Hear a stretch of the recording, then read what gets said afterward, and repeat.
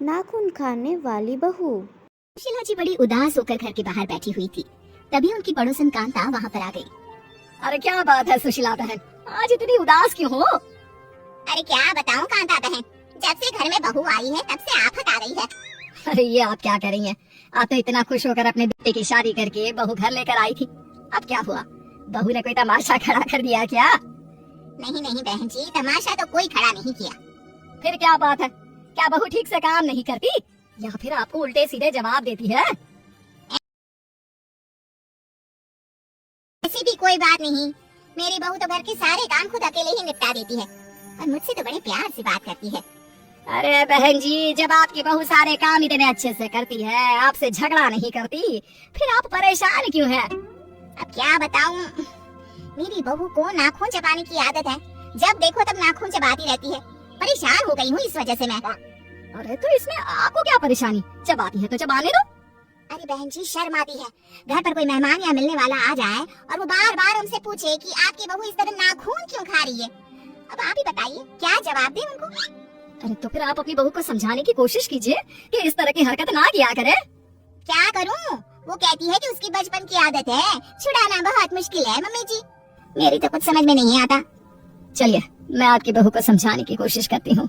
आइए आइए अंदर आइए, इसी बहाने बहू से भी मिल लीजिए, क्या पता आपकी बात उसकी समझ में आ जाए। सुशीला और कांता दोनों घर के अंदर चले जाते हैं। वहाँ पर सुशीला की बहू प्रिया घर का कुछ काम कर रही थी। कांता को देखते ही प्रिया उनके पास आ जाती है। नमस्ते आंटी जी, कैसी हैं आप? मैं तो बिल्कुल ठीक हूँ बेटा, खूब खुश रहो, भगवान तुम्हें लंबी उम्र दे। आंटी मैं आपके लिए चाय नाश्ता लेकर आती हूँ, आप तब तक बैठकर मम्मी जी से बातें करें। अरे बेटा चाय की क्या जल्दी है, यहाँ आओ मेरे पास बैठो। सारा दिन काम में लगी रहती हो, कभी हम लोगों के पास बैठकर बातें भी किया करो। जी आंटी जी, मैं आप लोगों के पास बैठ जाती हूँ बस। कुछ ही देर बाद बातें करते करते प्रिया अपने नाखून चबाने लगती है। ये देखकर कांता ने उससे कहा, अरे प्रिया बेटा, ये तुम क्या कर रही हो? इतनी पढ़ी लिखी सुंदर और समझदार लड़की होकर इस तरह नाखून चबाना अच्छा नहीं लगता। सॉरी आंटी जी, वो क्या है ना, मुझे पता ही नहीं चलता कि मैं कब अपने नाखून चबाने लग जाती हूँ। अरे जरा दिखाओ तो तुम्हारे नाखून। ये देखिए। देखा आपने, प्रिया ने अपने नाखून चबा चबा कर पूरी तरह गायब कर दिए हैं। अब कौन समझाए इसे? अरे कोई बात नहीं, लेकिन बेटा तुम्हें इस तरह नाखून नहीं खाने चाहिए। देखो अगर तुम इस तरह की कोई भी हरकत करोगी ना तो कोई तुम्हारी अच्छाइयों को नहीं देखेगा, सब तुम्हारा मजाक बनाएंगे। आपकी बात सही है आंटी, लेकिन मैं क्या करूं? मेरा अपनी इस आदत पर बिल्कुल कंट्रोल नहीं है। लेकिन बेटा मैंने भी तुम्हें कितनी बार कहा है, तुम्हें कोशिश तो करनी चाहिए ना। अच्छा अच्छा कोई बात नहीं प्रिया, कल मेरे घर पर छोटी सी पूजा है, मोहल्ले की कुछ औरतें भी वहाँ पर आएंगी। मैं चाहती हूँ तुम भी हमारे घर आओ। जी बिल्कुल, मैं मम्मी जी के साथ आपके घर जरूर आऊंगी। अगले दिन सुशीला जी अपनी बहू प्रिया के साथ कांता के घर पूजा करने के लिए जाती है। प्रिया मोहल्ले की औरतों के साथ बैठी हुई थी, तभी अचानक से मोहल्ले की एक औरत सीमा के चिल्लाने की आवाज आई। अरे ये देखो, सुशीला जी की बहू मेरा हाथ पकड़कर मेरे नाखून खा रही है। हैं? ये क्या कह रही हो? आपको क्या लगता है मैं झूठ बोल रही हूँ? ये देखिए आपकी बहू मेरे बाजू में बैठी थी। अरे मैं तो भगवान के ध्यान में इतनी मस्त थी, इसने मेरा हाथ उठाया और लगे मेरे नाखून खाने। क्यों प्रिया बहू, तुमने सीमा के हाथ के नाखून भी खाए क्या?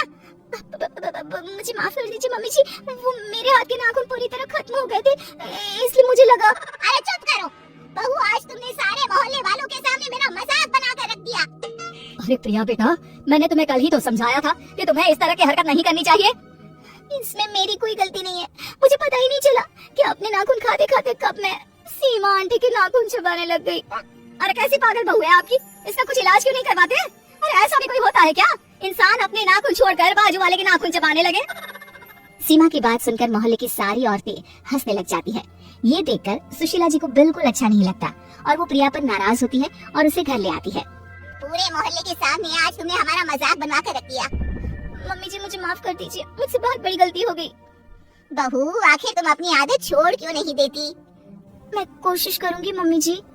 कुछ दिन और इसी तरह बीत जाते हैं, लेकिन प्रिया की नाखून खाने की आदत अभी तक खत्म नहीं हुई। तभी एक दिन प्रिया के पेट में जोरों से दर्द होता है। मम्मी जी मेरे पेट में बहुत जोर से दर्द हो रहा है। अरे क्या हुआ? कुछ देर पहले तक तो तुम बिल्कुल ठीक थी। पता नहीं मम्मी जी, बहुत दर्द हो रहा है, मुझे डॉक्टर के पास ले चलिए ना। अच्छा ठीक है, मैं तुम्हें डॉक्टर के पास ले चलती हूँ। सुशीला जी, आपकी बहू के पेट में नाखूनों का गुच्छा बन गया है और इसे ऑपरेशन से ही बाहर निकाला जा सकता है। क्या ऑपरेशन? ये क्या कह रहे हैं आप डॉक्टर साहब? मुझे ऑपरेशन से बहुत डर लगता है। अब डरने से क्या होगा प्रिया जी, आप जिस स्पीड से नाखून खाती हैं उससे ये सब तो होना ही था। हे भगवान, ये क्या हो गया? मेरे नाखून खाने की आदत की वजह से मुझे ये सब सहना पड़ रहा है। बहू, अगर तुमने वक्त रहते मेरी बात मान ली होती तो आज तुम्हारे साथ ये सब ना हुआ होता। 2 दिन बाद आप मेरा हॉस्पिटल वापस आ जाना, मैं आपके पेट का ऑपरेशन करके सारा गुच्छा बाहर निकाल दूंगा। डॉक्टर साहब, क्या इसका और कोई इलाज नहीं है? नहीं, और कोई इलाज नहीं है।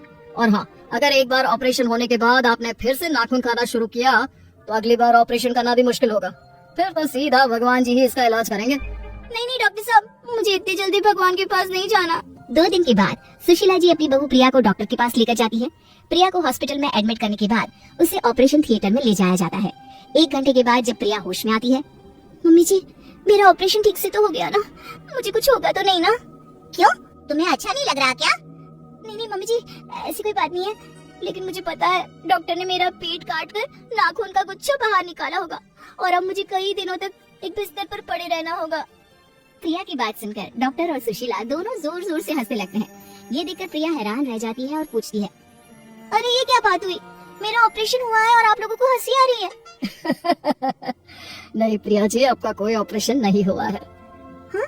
तो फिर मैं बेहोश क्यों थी और मुझे हॉस्पिटल में एडमिट क्यों किया गया? तुम्हें डराने के लिए और किस लिए? इतनी बार तुम्हें समझाया कि तुम्हें नाखून नहीं खाने चाहिए, लेकिन तुम्हें समझ में ही नहीं आता था। मुझे लगा कि यही एक सही तरीका है। लेकिन उस दिन भी तो डॉक्टर साहब ने कहा था कि मेरे पेट में दर्द नाखूनों की गुच्छी की वजह से है। वो मैंने आपसे इसलिए कहा था क्योंकि आपकी सासू माँ ने मुझे ऐसा करने के लिए कहा। अगर मैं और आपकी सासू माँ आपको डराते नहीं तो आपकी नाखून खाने की आदत कभी नहीं जाती। तो क्या मैं बिल्कुल ठीक हूँ? मेरा पेट कटा नहीं है? जी नहीं, बिल्कुल भी नहीं, आप एकदम ठीक है। बस थोड़ी देर के लिए आपको बेहोशी का इंजेक्शन दे दिया गया था, और वो भी तुम्हें डराने के लिए बहू। लेकिन ध्यान रखना, अगर आगे से नाखून खाए तो सचमुच तुम्हारा ऑपरेशन करवा दूंगी। अपनी सास की बात सुनकर प्रिया जोर जोर से हंस